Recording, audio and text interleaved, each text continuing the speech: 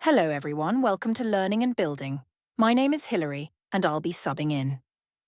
In the early 1800s, a young revolutionary named Simón Bolívar dreamed of a single united nation, a super republic called Gran Colombia.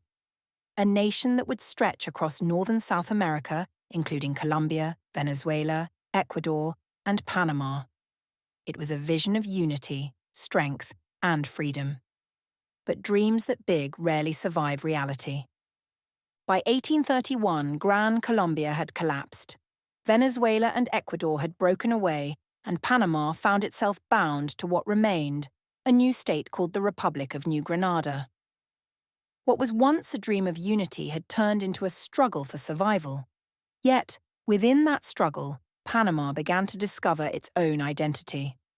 The collapse of Gran Colombia didn't bring Panama freedom. It brought frustration. Panama was a land of trade and opportunity, a narrow bridge connecting two oceans and two worlds. Yet it was ruled from a distant capital, Bogotá, far removed from the life and rhythm of the isthmus. Decisions that shaped Panama's future were made by people who had never walked its streets or seen its coasts. Throughout the 1800s, Panamanians rebelled time and time again. Revolts erupted in 1831, in 1840, and again in 1861.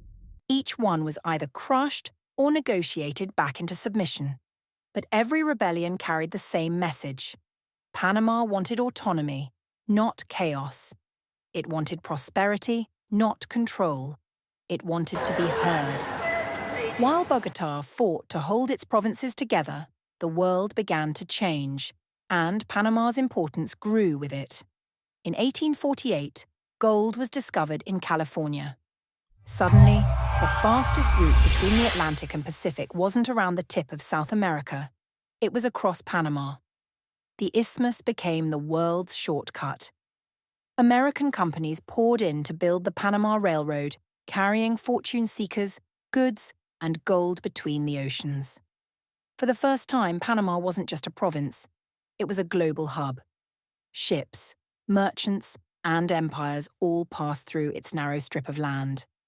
But this new attention came with tension. Panama's value made it both a treasure and a target. Foreign powers wanted influence, local leaders wanted freedom. And Bogotá, watching from afar, feared losing its most strategic territory. The more valuable Panama became to the world, the harder Colombia tried to keep it, and the more determined Panamanians grew to stand on their own. As the 19th century went on, Colombia was consumed by instability. Civil wars broke out again and again. Governments rose and fell. Each time, Panama became the prize everyone fought for.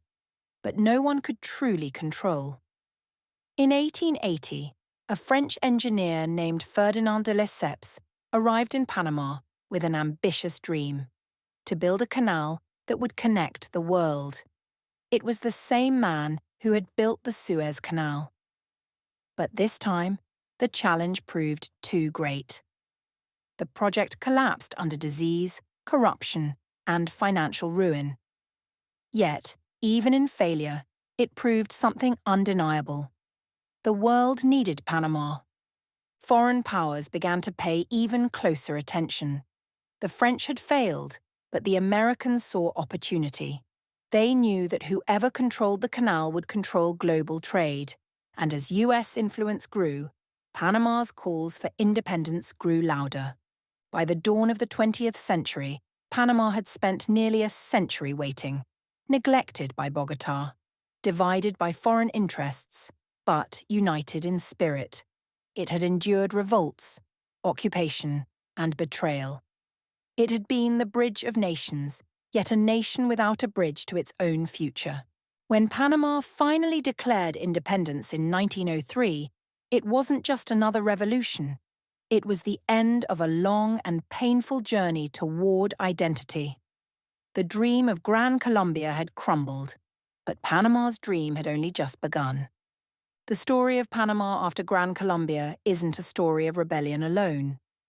It's a story of endurance, of a small land that refused to stay broken, a nation that rose from the ruins of an empire and became the crossroads of the modern world. And that world, as we know it today, would never move the same way again. But what the world didn't know was that Panama's greatest test was still ahead. A battle not for freedom, but for control. Because the moment the United States stepped in, Panama's independence became the world's most valuable illusion. And the canal would change everything. In 1903, Panama stood at the edge of a century of frustration. For nearly 100 years, the province had fought to define itself, against Bogotá's control, against foreign neglect, and against the weight of history. But this time, something was different. The United States had entered the picture, and it was no longer just Panama's destiny at stake. It was the balance of global power. The dream of a canal connecting the world's two great oceans had captivated empires for generations. The French had tried and failed. Disease, mudslides, and financial ruin had buried their ambitions beneath the jungle. But the Americans saw what the French could not: an opportunity to control the future of international trade. In Washington, President Theodore Roosevelt called it the greatest engineering feat in history. But behind that bold statement was a quiet deal, a negotiation that would separate Panama from Colombia once and for all. In November of 1903, with quiet American support, Panama declared its independence. No blood was spilled in its capital.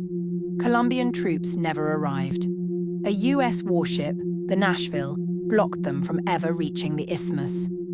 Within days, the new Republic of Panama was recognized by the United States. And within weeks, a treaty was signed.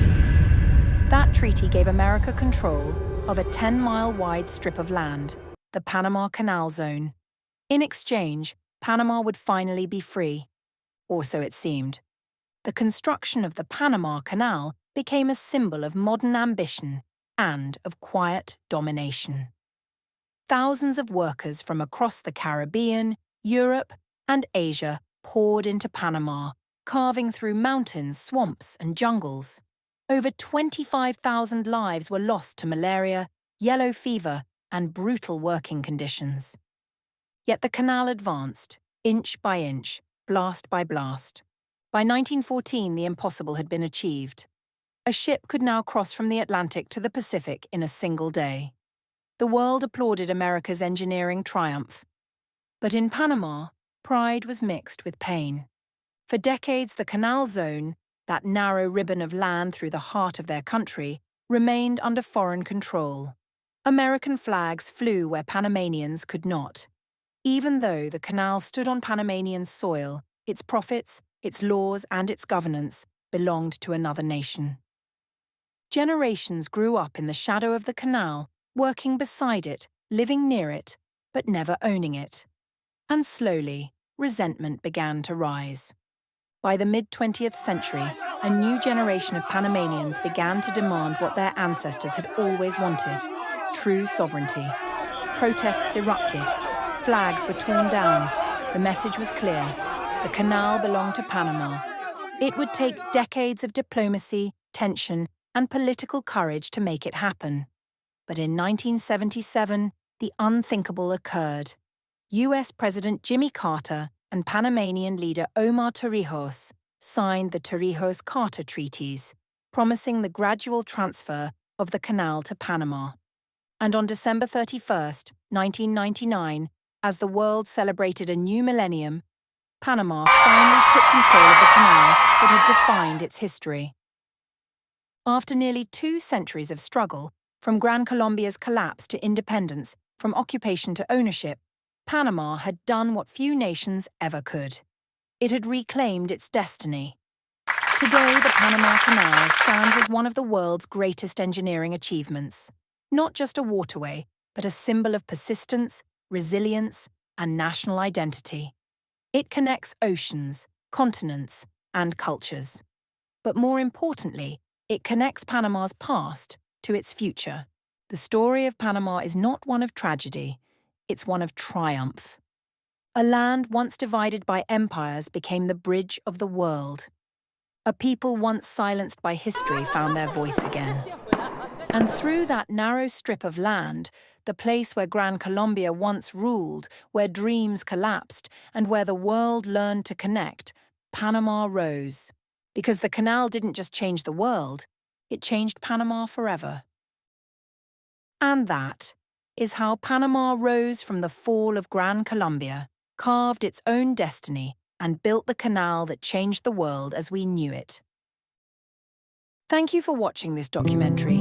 If you enjoyed this video and would like me to present the next lesson, leave a thumbs up, share it with someone who loves history, and let me know your thoughts in the comments below. Your support helps bring more stories like this to life. Stories of nations, ideas, and people who shape the world we live in today. Until next time, stay curious, stay learning,